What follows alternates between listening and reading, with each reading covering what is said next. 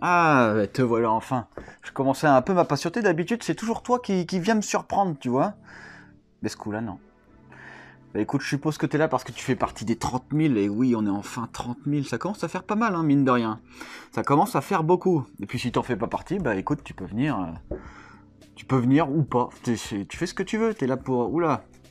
Les choix sont personnels. Si tu viens, tu viens. Si tu viens pas, ben...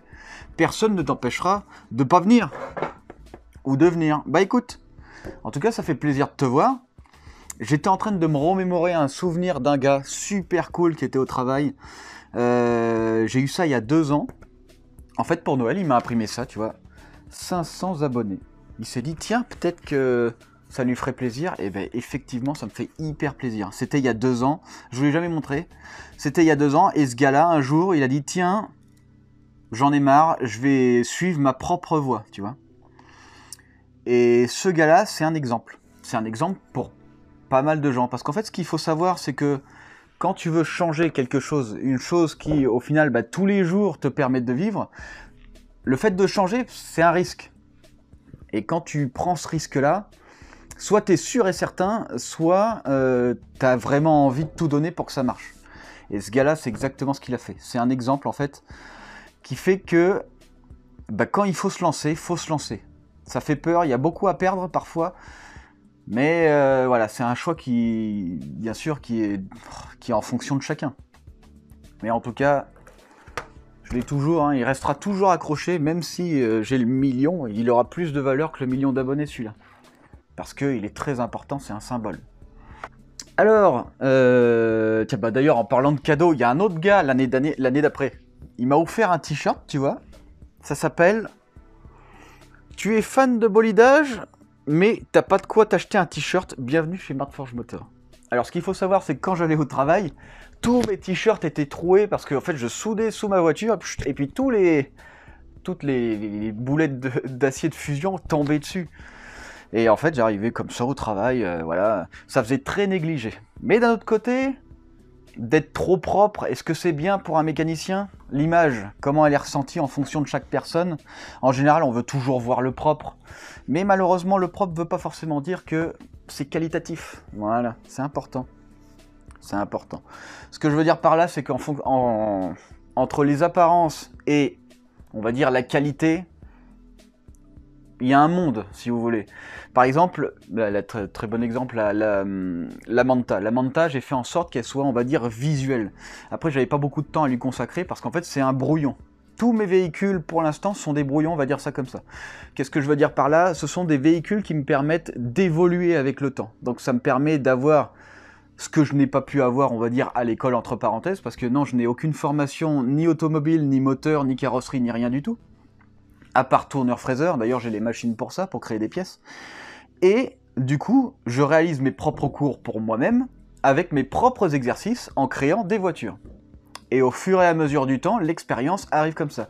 Alors les avantages et inconvénients, l'avantage c'est que je décide. Donc pour ça, par contre, il faut avoir la volonté. Quand tu es en cours, t'as pas le choix, tu es là-bas, il te faut des notes, il te faut... voilà, pour réussir. Et en plus, t'as pas forcément envie de faire certaines choses que tu sais qui te serviront jamais. Voilà, c'est une façon de voir les choses. Mais il fallait que je te parle de ça tout simplement. Voilà, c'est chouette. Alors, on va repartir un peu du début. Qu'est-ce qu'on a vu depuis toujours ici? On avait commencé avec la Corsa, la petite Corsa.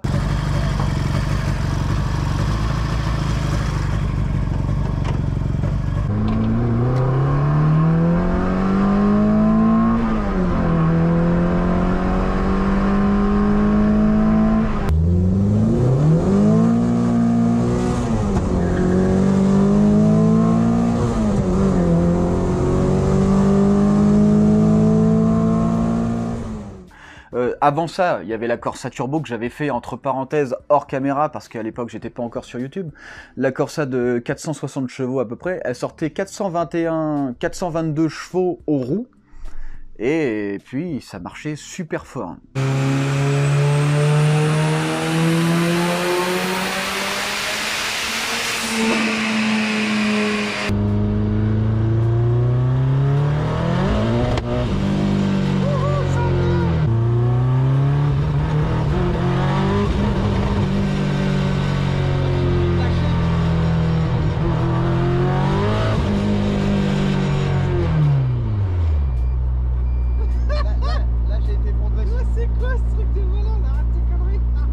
Mais au fur et à mesure qu'on évolue, évidemment, on se rend compte des soucis. Ce qui fait que cette voiture, en fait, j'ai plus envie de m'en occuper parce que je sais qu'elle a des problèmes, je sais où ils sont et je sais comment les résoudre. Donc, ce véhicule, pour l'instant, reste de côté, mais j'ai un truc énorme pour cette caisse, ça va être vraiment fou. Ce sera après la BMW, je pense.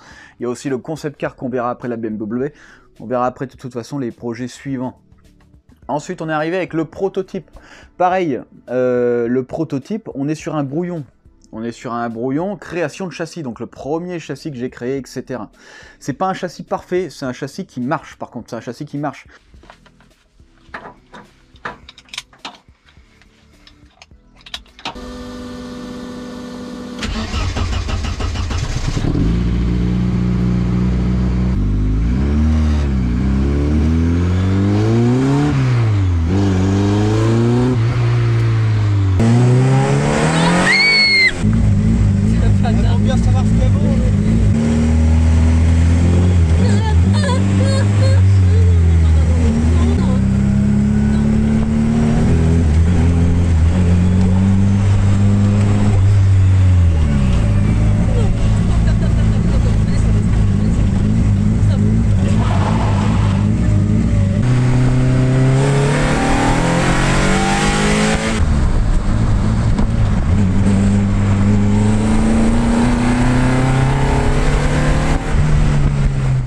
Pareil, cette voiture, je ne m'en réoccupe pas pour une question de performance, parce que je pense qu'elle est vraiment bien, mais parce que je ne peux pas l'abriter.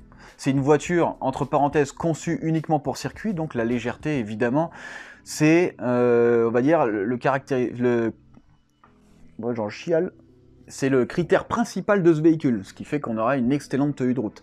Et le problème, c'est qu'en fait, toute l'humidité et tous les chats passent par-dessous et rentrent dans le véhicule et détériorent le véhicule. Donc j'ai pas envie de le remettre en état pour l'instant tant que j'ai pas de quoi abriter ce véhicule. C'était tout simple. Ensuite, on est arrivé sur la Manta. La Manta, alors je sais pas si ça fait combien de temps que tu es là, ou si tu viens d'arriver, ou si tu es là depuis le début, mais la Manta, quand je l'ai reçue, quand je l'ai achetée, elle avait pris un arbre, tu vois, dans le pifton. Et ouais, je l'ai acheté à peu près 900 €, parce que cette voiture, elle était enfoncée de 30 cm, si tu veux. Donc j'ai pris un mois pour faire une évolution MK1, on va dire ça comme ça. Et après, on a commencé l'évolution MK2. Pour faire la voiture entière comme elle est maintenant, entre la première évolution et celle-là, on a à peu près mis 1 an et 2-3 mois, à peu près. Évidemment, le fait de travailler, ça me fait perdre du temps, donc on va dire que ce sont sur mes heures perdues que j'ai dû faire ça. Mais on a un très très bon véhicule, qui est très bien, le moteur tourne très très bien.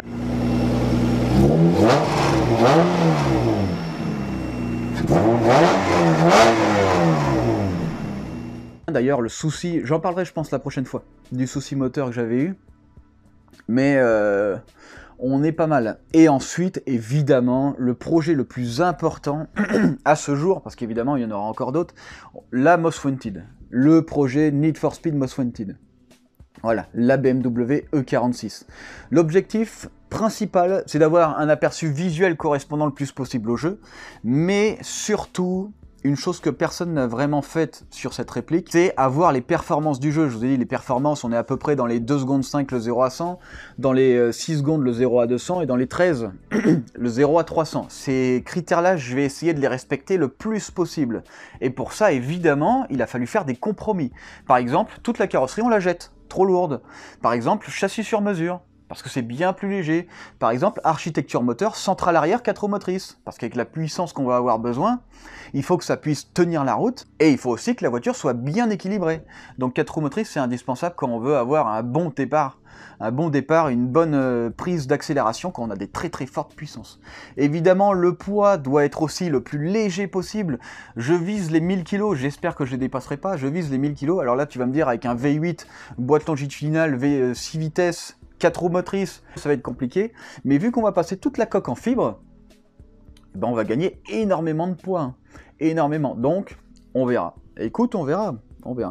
Alors ce qui se passe avec ce projet malheureusement, c'est qu'à chaque fois, je suis en manque de budget parce que c'est un projet qui demande La mort, ça me demande la mort de mon compte bancaire. Tous les mois, je suis dans le négatif parce que je commande des pièces, et sans ces pièces, évidemment, je ne peux pas travailler. Sans travailler, je ne peux rien vous montrer, et sans rien vous montrer, je prends pas trop de plaisir, et en plus, vous non plus. Donc, à chaque fois, cette voiture est interrompue pour faire rentrer un autre véhicule. La Manta est un très bon exemple, hein. Ce véhicule a été commencé, il me fallait trop de revenus, trop de ressources pour le continuer. Du coup, j'ai fait rentrer la Manta pour lui faire une super prépa. Mais ce qu'il y a, c'est que ça a fait couper plus d'1 an la BMW. Bon, entre-temps, on a fait le châssis sur mesure, entre-temps, on a fait la carrosserie, qui n'est pas terminée d'ailleurs. Et après, on fera le moulage complet du véhicule d'ici début d'année, normalement. Mais ce que je veux dire, c'est qu'en début d'année, on va réavoir le même problème. On va avoir le problème où la BMW me demandera vraiment trop niveau budget, parce que je sacrifie tout pour mes projets, mais mes ressources ne sont pas assez conséquentes pour pouvoir les faire avancer. Donc soit on partira sur un autre projet avec la Corsa Turbo, donc le 2 litres turbo, le passer en centrale arrière, etc. Enfin ça je vous expliquerai, oula, j'ai tout un truc. Et on a aussi le concept car. Le concept car, on créera nous-mêmes notre propre carrosserie de A à Z. On passera sur du monocoque en même temps châssis tubulaire. Enfin, j'ai pensé à un super truc pour cette caisse.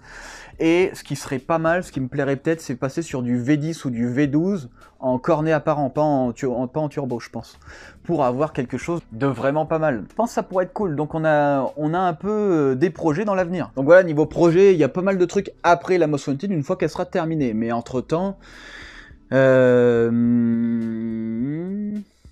verra. On verra, j'ai pas mal d'idées pour la suite, évidemment. Et si jamais on est en manque, j'ai quand même des idées pour combler ce temps. Mais plus je comble par d'autres projets, et moins j'investis dedans, parce que le projet qui arrive en plein milieu, forcément, il faut que j'investisse dedans. Même si c'est que quelques centaines d'euros, alors que la Most Wanted nous demande plusieurs milliers d'euros, évidemment, hein, parce que c'est un truc très conséquent.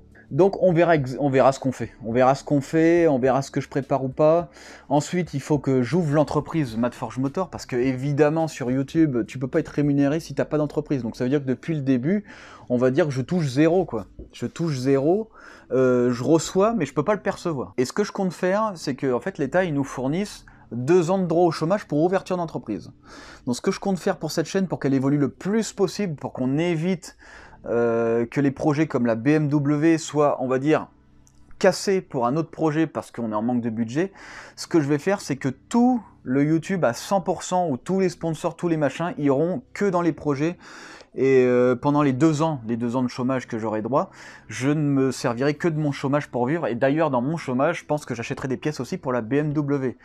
Donc comme ça, on essaye d'investir le plus possible dans ces projets pour qu'ils avancent le mieux possible et le plus rapidement possible. L'objectif, cette BMW, si on s'en sort bien, si on arrive à faire un bon truc, fin 2023, on peut la terminer. Il y a encore des milliards de choses à faire, surtout qu'en plus, vous n'êtes même pas au courant de ce que je vais faire dessus, mais c'est énorme. Donc il y a encore des milliards de choses, et je pense que pour fin 2023, si j'ai le budget, elle pourrait être terminée. Sinon, ça voudra dire qu'entre-temps, j'aurais fait passer un autre projet. Alors il y a un projet aussi qu'on me parle régulièrement, c'est le projet 205. Le projet 205 avec Coupable. Alors du coup ce projet-là, tu verras, Coupable il va en parler tout simplement. Dès que Coupable il en parle, je te fais une vidéo complète sur l'architecture technique de ce véhicule, exactement ce qu'on va faire, pour quelles raisons, etc., etc. Il y a pas mal de choses auxquelles j'ai pensé déjà, parce que en fait si tu veux, j'ai déjà pensé à tout, et elle est déjà limite créée. Enfin, je sais déjà tout où va avoir, où va être, et je sais exactement comment le faire. Donc ça, c'est pas un souci pour ce véhicule. Donc dès qu'il est annoncé par notre ami Coupable, on envoie tarif. Alors, il faut que je te parle d'un truc important. C'est un truc important par rapport à l'évolution personnelle. Le problème de notre monde, du monde là où on vit, c'est que quand on fait une chose, et qu'on connaît rien dans ce domaine, soit tu vas avoir des commentaires très négatifs pour dire que ton travail il est très mauvais, mais en fait c'est un peu plus compliqué que ça, soit tu vas avoir des commentaires très positifs avec un travail que tu fais mauvais, mais ces commentaires positifs seront encourageants, ils seront pas forcément sincères, mais ce sera pour te pousser. Alors ce qu'il faut faire, c'est très important. Les commentaires négatifs, il faut les prendre en compte, mais il ne faut pas les subir. Il faut prendre en compte l'évolution. Moi, c'est ce que je fais. À chaque fois que je vois un commentaire négatif, soit j'avais déjà la réponse et parce que ça fait partie du futur, soit c'est une chose auquel j'ai pas pensé, etc., etc. Après, il y a la forme de comment c'est donné. Il faut jamais mal prendre la forme. Si on dit ah machin, t'es un gros, tant pis, il met ça et puis on s'en fout. Ça n'a aucune valeur. Tant que vos arguments ici sont constructifs dans le négatif, il faut absolument les prendre en compte. Si jamais c'est objectif, mais qu'il y a une erreur dans le scénario, entre parenthèses, eh ben toi tu lui dis, écoute c'est vrai, mais t'as pas pris ça en compte. Etc. Il faut que les échanges pour évoluer soient constructifs, c'est très important. La personne qui te dit « Oh, c'est trop bien ce que tu fais, c'est trop machin ». Si toi tu vois que ton travail c'est un peu de la zob, entre parenthèses, bah tu te dis c'est bien, il m'encourage à continuer, ou il me dit que c'est bien parce qu'il n'a pas envie de me vexer. Il faut que tu le prennes, il faut pas le prendre comme si c'était trop bien. Si jamais ton travail tu considères qu'il est mauvais et que quelqu'un te dit qu'il est bien, il faut toujours sous-évaluer ton travail, obligatoirement, sinon tu n'évolues pas. Même si ton travail est exceptionnel, il faut toujours que tu cherches le problème, même s'il n'y en a pas, il faut que tu le trouves. C'est très important, sinon tu n'évolues pas. C'est super important. Et ce qui fait que il faut prendre en compte chaque chose qui sont dites en fonction de comment tu vois les choses. Il faut aussi savoir se remettre en question, il faut éliminer les problèmes de fierté, il faut éliminer plein de choses qui pourraient t'empêcher d'évoluer correctement. Et si tu fais ça, eh ben, je peux te dire un truc, tu pourras aller très très très très loin. Moi au début on se foutait de ma gueule avec mes caisses, parce que machin, parce que si, mais au final eux ils se foutaient de moi par rapport à un visuel alors que je travaillais un côté technique. Donc, c'est pour ça que les arguments, il faut les prendre en compte en fonction de ce qu'ils jugent. En général, une personne qui te juge et qui ne connaît rien à ton travail, il va toujours te juger par rapport à quelque chose qui est sorti d'une usine. Une usine, c'est quoi? C'est des milliards d'investissements, c'est des centaines de milliers de personnes qui travaillent dessus, c'est des années de recherche. Toi, t'es là, t'es tout seul. Eh oui. Et le mec, lui, il va te comparer, par exemple, à la Lamborghini, admettons, pour la Most Wanted, et il va dire, regarde Lamborghini, machin, ils font des meilleurs temps que toi et tout, machin. Ouais, mais moi, je suis tout seul. Eux, ils ont des milliards. Et c'est pour ça qu'il faut être absolument objectif quand vous recevez une critique. Il faut évaluer la critique pour voir si elle est réelle, si ça vaut vraiment la peine d'être remis en question, ou si cette critique est uniquement un manque d'objectivité. Eh oui, il faut faire attention à ça. En fait, personne n'est mauvais, voilà, je pars sur ce principe-là. Personne n'est mauvais. Tout le monde dit des choses en fonction de ce qu'ils pensent être. Après, il y a toujours des gens qui voudront te rabaisser parce que soit eux, ils aimeraient pouvoir faire ce que tu fais, mais ils pensent ne pas avoir les capacités alors qu'ils les ont, mais il faut travailler, quoi. Il faut travailler. Soit ils ont envie de faire mal pour faire mal. Essaye de te servir de leurs arguments pour te faire évoluer. Si les mecs ils disent « Ah, c'est nul » et qu'il n'y a pas d'argument derrière, tu les prends pas en compte, ça s'arrête là. Mais si tu t'arrêtes au moindre argument, enfin, pas au moindre argument, mais à la moindre critique, t'évolues plus et t'es détruit. Il faut faire en sorte de ne jamais être détruit. Moi, j'essaye de faire ça, ça m'arrive, hein, évidemment, d'être un peu, on va dire, perturbé. Mais il faut faire en sorte de ne pas être détruit pour continuer. Même si on dit que c'est de la merde, il faut que tu puisses être objectif avec tes propres projets. Il faut que tu puisses être... voilà, il faut que tu puisses comprendre pourquoi tes projets ne vont pas. Moi, d'accord, ça, direct, hein, je sais tout de suite quel problème il y a là. Je le sais tout de suite, et c'est pour ça que je refuse de retravailler dessus. Mais par contre, j'en ferai autre chose. Ça marche dans tous les domaines. Hein. Tous les domaines. Absolument tout. Il faut que tu puisses faire la différence entre des arguments, une critique argumentée, une critique juste pour la méchanceté ou juste pour te rabaisser. Ça donne du pouvoir aux gens de rabaisser les autres. C'est comme ça, c'est le monde, on peut pas leur en vouloir, c'est comme ça que le monde est fait. Alors, il faut que je te parle d'une chose importante qui a un rapport évidemment avec les projets, quel que soit le truc. Alors, projet professionnel, il faut que ce soit très strict. Si t'as un client, c'est pas pareil, tu vois, parce que tu dois respecter certaines choses, parce que derrière, on te paye surtout pour ça. Là, je vous parle des projets personnels d'avancement. Donc moi, ce que j'avais fait au début, c'est que j'avais acheté ce cahier pour mon premier vrai projet, le projet prototype. D'ailleurs, il y a écrit R5 Maxi, parce que de base, ça devait être une R5. Du coup, ça a changé. Mais parce que il y a des raisons très importantes. Il faut savoir se remettre en question à chaque instant pour faire évoluer ton projet. Alors, au début, je commence à écrire des trucs. Je l'ai écrit qu'une seule fois dedans. Voilà. Ce que je veux dire par là, c'est qu'en fait, c'est pas parce que tu vois quelqu'un faire des grandes choses et qu'il a un bouquin pour marquer tout ce qu'il a qu'il faut faire la même chose. Chacun fonctionne d'une façon différente. Admettons, toi, tu as un projet, t'arrives pas à le faire parce que t'essayes de copier un mec qui a ce putain de bouquin. Alors que ce putain de bouquin, ça te saoule. Parce que t'as l'impression qu'il faut que tu le feuilletes à chaque fois. Eh ben, t'avanceras jamais.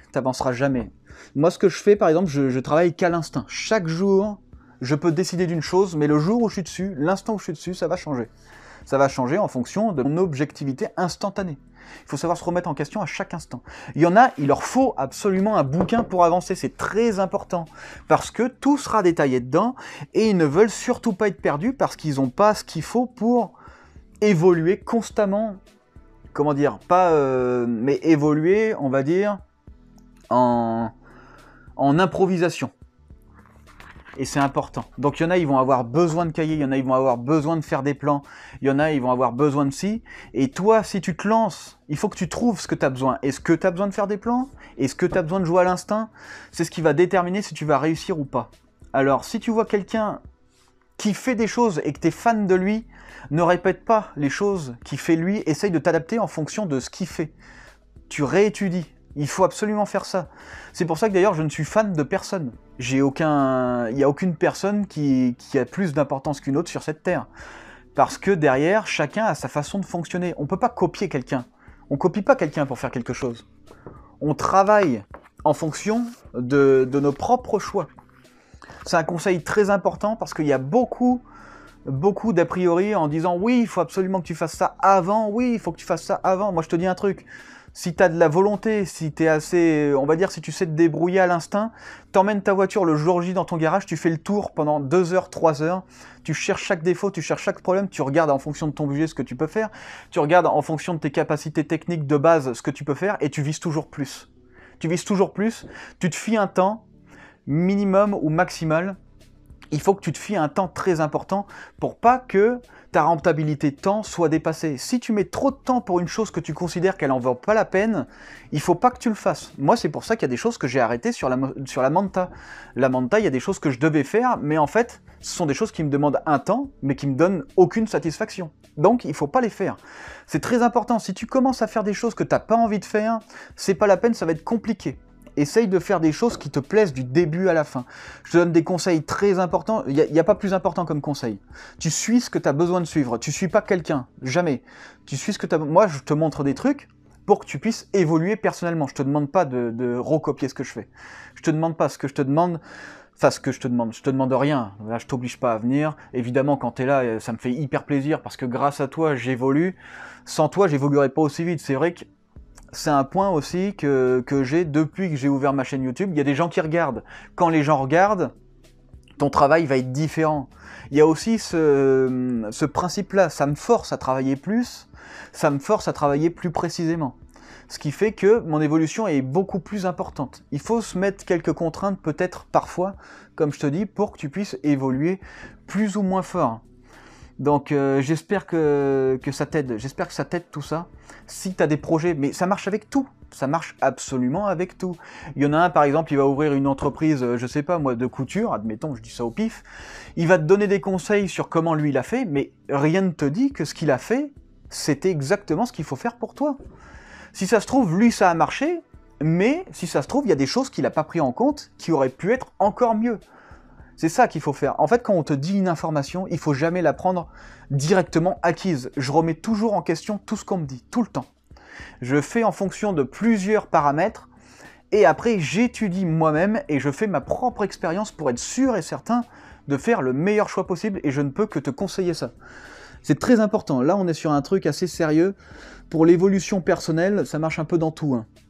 L'évolution personnelle ne fait jamais confiance à quelqu'un. Il ne faut pas confondre la confiance aveugle avec la confiance. La personne qui te dit quelque chose qui est certaine d'elle, elle va être certaine d'elle, mais parce qu'elle l'aura entendu quelque part, ou parce qu'elle l'aura fait, mais d'une façon différente. Et c'est à toi de faire tes propres choix. Tu prends en compte ce qu'elle te dit, mais il faut que tu le vives aussi. Bah évidemment, c'est par rapport à certains critères. Il faut que tu le vives aussi pour te dire, est-ce que c'est vraiment ça pour moi aussi? Est-ce que ça marche aussi pour moi? Est-ce que ça marche vraiment dans ce cas-là? Est-ce que ça marche? Oui, mais est-ce que ça peut être mieux? Peut-être, etc., etc. Donc voilà, donc là, on a fait un peu le tour du comment j'essaye de te motiver. Si tu as envie de faire des trucs, si t'as pas envie de faire des trucs, tu fais rien. Je ne te force absolument à rien. Mais en tout cas, voilà, ça me fait plaisir un peu de t'expliquer ma façon de voir les choses, qui est pas forcément simple, parce que il faut être neutre, très très neutre. Ça veut dire qu'il faut pas être susceptible, faut pas être machin, il faut être constructif tout le temps, il faut chercher tout le temps le mieux. Là, je suis vraiment dans un stade, on va dire, maladif. Moi, je suis dans un stade maladif où c'est indispensable à ma survie. C'est indispensable à ma survie de faire ces projets-là. C'est ce qui me fait vivre, entre parenthèses. Pas vivre financièrement, je parle vivre réellement. Voilà. J'ai pas besoin de... Enfin, je voyage pas, je fume pas, je bois pas. Ça m'intéresse pas du tout le reste. Donc moi, j'investis absolument tout dedans. En tout cas, c'est grâce à ce type-là qui m'a envoyé ça, qui m'a offert ça il y a 2 ans pour mes 500 abonnés, que je vous parle de ça aujourd'hui. Si vous avez des rêves à faire, surtout... Soit vous prenez le risque de les prendre, mais le mieux c'est quand même d'observer ce que vous avez besoin de faire, d'aller voir qu'est-ce qui est possible ou pas en fonction de vos capacités. Vos capacités ne sont pas limitées, contrairement à ce qu'on peut nous faire penser. Les capacités sont très très loin d'être limitées chez un humain. Homme-femme, hein. On est très loin d'être limité. Et c'est pour ça que je t'encourage à faire ce que tu as besoin de faire pour ton bien. Voilà, pour ton bien. Il y aura du sacrifice forcément, parfois, mais il faut pouvoir le juger, ce sacrifice-là. Moi, je juge pas, hein, moi je sacrifie tout. Donc là, c'est encore différent, parce que je suis prêt à le faire. Mais il faut absolument que tu puisses prendre en compte ta famille, il faut que tu puisses prendre en compte tout ton environnement, il faut que tu puisses prendre en compte ta façon de vivre. Quand tu as besoin de rien pour vivre, comme moi je vis de rien parce que je balance tout ici, et ben du coup, ça te permet d'ouvrir encore plus de possibilités à ton projet, etc. etc. J'espère que ça t'aura servi. Écoute, d'habitude je suis un petit peu rigolo, tu parles. Et là je suis un peu sérieux parce que je sais que parmi vous, il y en a qui ont envie de faire des choses et qui osent pas se lancer parce qu'ils ont peur. Ils ont peur. Il faut évaluer le risque maxi avant de lancer un projet. Et le risque mini, tu le prends pas en compte, il sert à rien. Le risque maxi est très important à prendre en compte. Ça veut dire qu'en gros, si tu es prêt à sacrifier le maximum que tu penses que tu pourrais sacrifier, eh ben, il faut le faire. Si t'es pas prêt à le faire, il faut pas le faire. Voilà, ce sont des conseils importants. Je sais pas, peut-être que tu t'en fous. Bon, en tout cas, écoute, ça fait vraiment plaisir de te voir, que tu sois abonné ou pas, que tu me détestes ou pas, tu fais ce que tu veux. La vie, elle appartient à chacun. Les choix, les goûts, les machins. On peut pas aimer tout le monde sur cette terre, c'est comme ça. Voilà, on peut pas aimer tous le contenu véhiculaire. Ça se dit pas, mais je le dis quand même.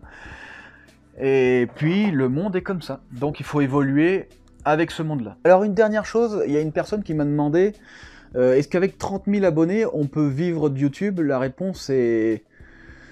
Que de YouTube? Non, je pense pas.